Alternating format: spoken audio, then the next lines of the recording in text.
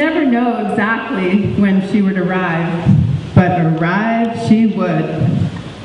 It was like the moment her car pulled up, a spell of wonderment, excitement, and joy was cast over our family. She would drive by herself from her farm near Regina to wherever we were living at the time. As she used to say, "When the Spirit moves me, I get in my car, fill up the tank, and start driving." I'm having deja vu. I adored Grandma Tilly. Sometimes it felt like I lived for her visits, her phone calls, and her letters. She wasn't quite 5 feet tall. You've grown a bit, Grandma. This old age makes you taller. She had big chocolate brown eyes, and her face was adorned with wrinkles that seemed to float into their rightful place whenever she smiled or laughed. Gee, Grandma, what kind of makeup are you using? You're looking pretty good. Oil of Olay?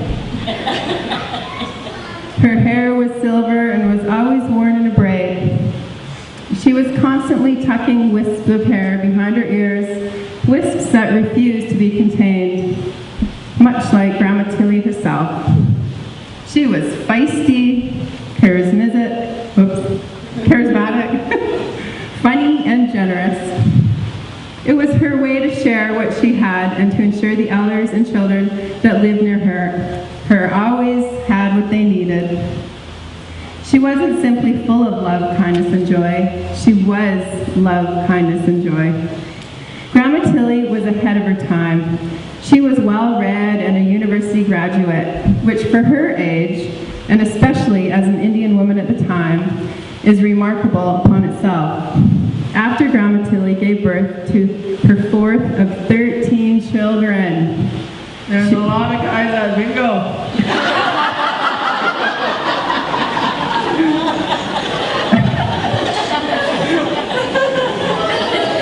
She gave up her dream of becoming a medical doctor.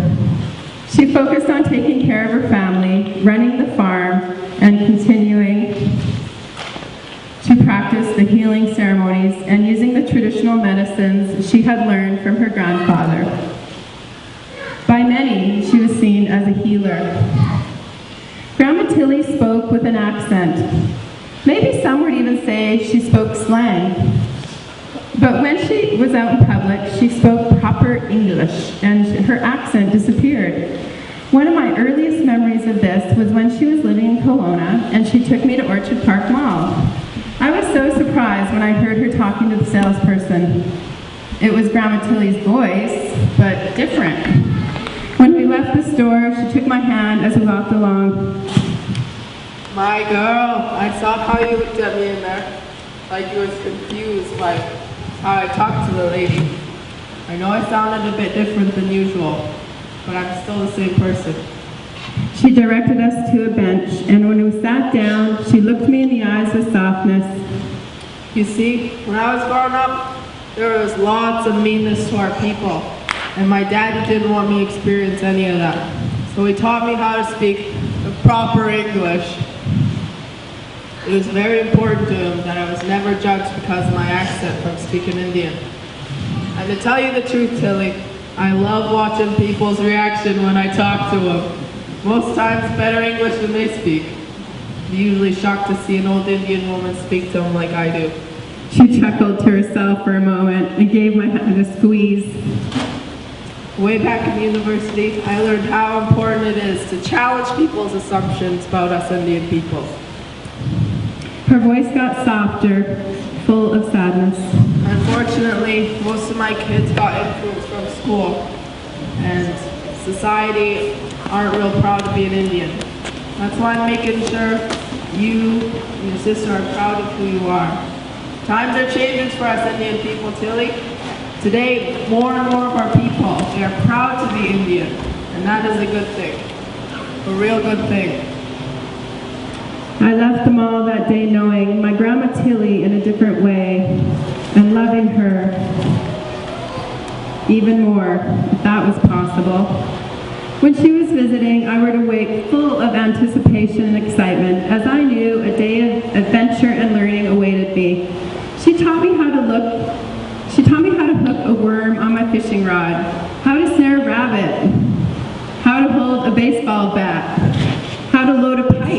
tobacco so that it would be easy to smoke but not burn the tobacco too fast, and even how to hem my pants. She also taught me how to make tobacco offerings of gratitude and prayers, and how to pick medicines and know which foods in the forest are edible and which ones are poisonous. Wow, Grandma, you're pretty amazing. Yep. Let's move closer to the fire. Yeah, it's cold over here. When I think back, though, perhaps it wasn't the things I learned to do from Grandma Tilly that have impacted my life the most. Instead, it was what I learned from how she lived her life. I learned the importance of keeping our word to people, about generosity, about telling the truth, and always treating people with dignity and respect, whether they deserve it or not. Mostly not. Every night after dinner, we'd sit outside, and she would pull out her pipe bag and load her pipe for her evening smoke. Come here, little Tilly. Gather under my wing. Let's talk about the day. She'd say, and I'd scooch a bit closer, and she'd tuck me close, turn, wrap her arm around me. Although she had a gift of making everyone feel important and unique, it was these moments that I felt like the most special person in the world. Grandma Tilly and I would go over the escapades of our day, and she'd ask me, What'd you learn today, Tilly? What was the best part of your day? I can still smell the scent of her tobacco, different from what people smoke today. Grandma Tilly grew her own tobacco. Each winter, she would start with 8 seeds. She grew 4 plants for her personal tobacco and 4 plants for the use in ceremony, and to make offerings with. She started the plants in the house and would transfer them to her garden at full moon in May. They were often the most beautiful plants in the garden, especially when they flowered. Thanksgiving weekend was always tobacco harvesting time for Grandma Tilly. She would pause her harvesting to join the family for Thanksgiving dinner, bringing in fresh tobacco to place on the plate, which held the food offering. But other than that, it seemed to me she worked all weekend. When we were there visiting, Mom would send me out to the barn with meals for Grandma Tilly and me. I would sit in the barn for hours watching her tenderly and methodically harvest her tobacco plants, singing traditional songs as she worked. Can I help, Grandma? Nope. Oh. Best way you can help me right now, little Tilly, is to fill this barn with all the love in your heart, so the medicine of your love goes into the tobacco. She smiled at me, ran her hand along my cheek. Don't mess my hair. That's a lot of hairspray. Ran her hand along my cheek and under my chin, kissing my forehead and returning a lipstick. And returned to harvesting. One night during her last summer to visit us, Grandma Tilly and I were sitting outside, and she was having her evening pipe. You know, little Tilly, I was about as old as you are now when I first started learning about books. Really? I asked. Didn't you have to go to school? Oh, I was learning every single day, little Tilly. But never I went to no school or building until I was 16. My school is the land and the rivers, the stars, our ceremonies, and my grandma and grandpa.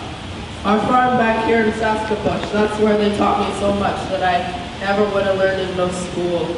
They taught me how to hunt and fish, how to cook whatever we caught, when to harvest medicines and what to use them for, and how to know which plants and berries you can eat.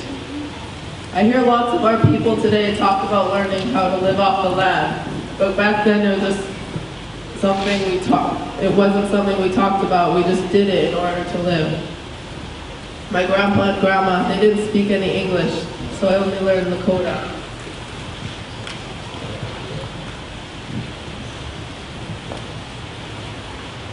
My grandpa, well, he was what I guess we'd call today a medicine man, and I was his helper. She rarely spoke Lakota. I only heard it when she prayed or sang. What do you mean you were his helper, Grandma? And call you Grandma in Lakota.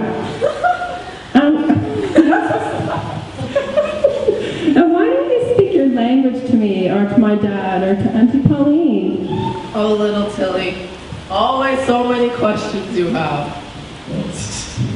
She grinned at me and then took a deep puff of her pipe and let circles of smoke slowly come out of her mouth. I was his helper at ceremonies. And you remember I told you about my kids not being proud about being Lakota or Indian? I remembered and nodded my head. I think this might be why you don't call me Grandma in Lakota. But I'm not really sure, Tilly. It was one of the few times I saw Grandma Tilly sad.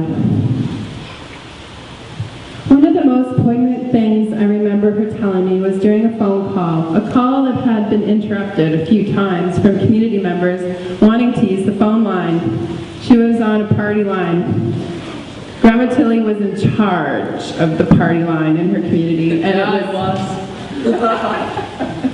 it was common to be on the call with her and someone cut in. Who's on the line, they would ask. It's Tilly, I'm on with little Tilly, and we're going to be a while. That was all that she needed to say. During this specific call I'm referring to, I had called Grandma Tilly to talk about some things that were happening at school that weren't very nice. And she said, "What you gotta remember, Tilly, is everyone's born with love in their hearts. Sometimes life takes that away, but we're all born with it. So I want you to remember, whenever you enter a room, in your imagination, fill it with love. And make enough room for everyone else to fill it with love too. And that, my girl, is when good things happen." I always felt better after my talks with Grandma Tilly, like she knew exactly what to say to me. Her teachings, words, and sayings continue to be like medicine to me. I carry them in my heart to help me feel strong, and they remind me of the powerful woman I am named after.